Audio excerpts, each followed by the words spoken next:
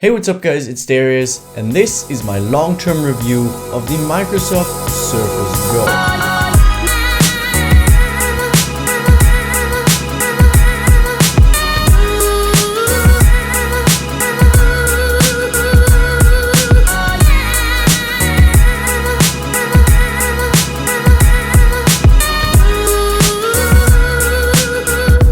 Surface Go is basically a small version of the Surface Pro.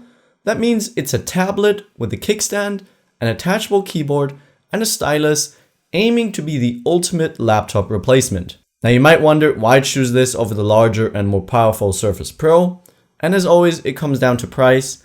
The new Surface Pro starts at around $900, while the Go starts at $350. I'd recommend going for the higher end model with 8 gigs of RAM and the fastest storage, which will run you $500. It's also the model I have. And there's even a new model with LTE support, which is great. As a student, you need some kind of device to get your work done. You could go with a regular laptop, but I actually prefer taking handwritten notes. Many of my fellow students actually opt for iPads, which are a good option, but I think the Surface Go is a much better option, and here's why. All iPads run iOS, and while it has definitely improved, it doesn't really compare to the full desktop version of Windows on the Surface Go. Now it does ship with Windows 10s, which only allows you to install apps from the Microsoft Store, but you can quickly and easily switch to the full version of Windows 10 for free. It runs a fanless Pentium Gold chip, so naturally I was a little worried about performance, and yes, it's not the fastest, but in day-to-day use it's actually pretty good. I could do pretty much everything I needed it to without any restrictions. Office work, coding, Netflix, some light photo editing, and some minor gaming, but we're talking light games. The gist is, it performs well for your daily tasks, but manage expectations. Obviously don't get this for video editing or for gaming. The hardware is premium, it's very solid, compact and light. It's just insanely portable, and since it's so small, it fits comfortably on any table and even your lap, although not as comfortably as a regular laptop. The signature kickstand is amazing. You can set it up at pretty much every angle, and like the rest of the hardware, it is very durable. In terms of ports, it pretty much has everything you need. A USB-C port, which gives you a bunch of opportunities, but you're going to need a dongle. It is a little annoying, but since I've been using my MacBook Pro for a while now, I've gotten used to that. You have a headphone jack, a micro SD card slot, and the Surface connector. It's nice that it's magnetic, but if you don't want to carry around an extra charger, you can also top it off via the USB-C port, which is great. Finally, my Apple laptop, my Microsoft tablet, my Google phone, and my Samsung headphones all use the same charger. On the bottom you find the type cover connector. You just have to click it on. Super seamless, no pairing required. The keyboard is essential if you want to do any form of work on it, but sadly it's expensive. It starts at $100 and this Alcantara one will run you $130. Now that's a lot of money for a must-have accessory, considering the whole main device will only run you around $400. It is a great clicky keyboard with enough travel, and the trackpad is very smooth and accurate. Sadly both are just a little too small for me.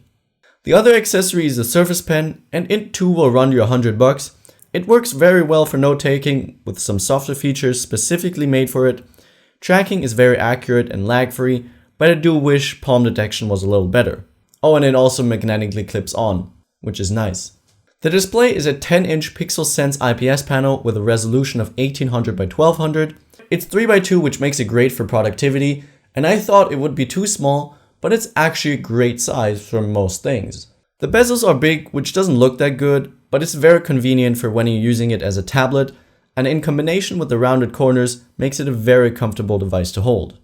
The screen is great for such an affordable device. It's not the most color accurate, but it gets plenty bright and it's more than enough for media consumption. Speaking of which, the speakers are decent, they lack a little richness and bass, but overall they're good at this price point. One thing to note, the cameras on this thing are surprisingly good. Like better than on my MacBook Pro, which costs over 4 times as much. I find it a little weird, but hey, I'll take it. And of course it also supports Windows Hello, which is great. Lastly, let's address battery life. I didn't get the full 9 hours as advertised, but it was still pretty good. I'd say I usually get around 6 hours of use out of a full charge.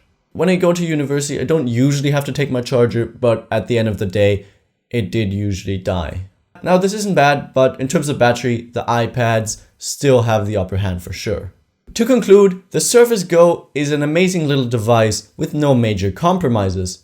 However, since you're going to have to spring for the keyboard and probably the higher end model as well, it's going to end up costing you a bunch more than just the advertised $400. I do still think it's a great device, especially for students. You can get a ton of productive work on it done, have all your to-do lists and notes in one place, and to top it all off, it is a great Netflix machine as well. It is more of an iPad replacement rather than a laptop replacement. For me personally, it's just a little too small and the keyboard is a little too cramped for it to replace my main laptop, but I still love it as a secondary device. If you think you'd feel the same way about it, go check out the Surface Pro 6. I'll link it and the Surface Go below so you can check out the current prices. Thank you guys so much for watching. I really hope you enjoyed the video. If you did, make sure to smash the like button. Comment down below if you have any feedback or questions. I know it's been a while and I apologize for that. I've been very busy with university, but there will be many more videos to come. So don't forget to subscribe to not miss any of those videos, and also hit the bell to be notified once I upload a new video. See you in the next one. Bye.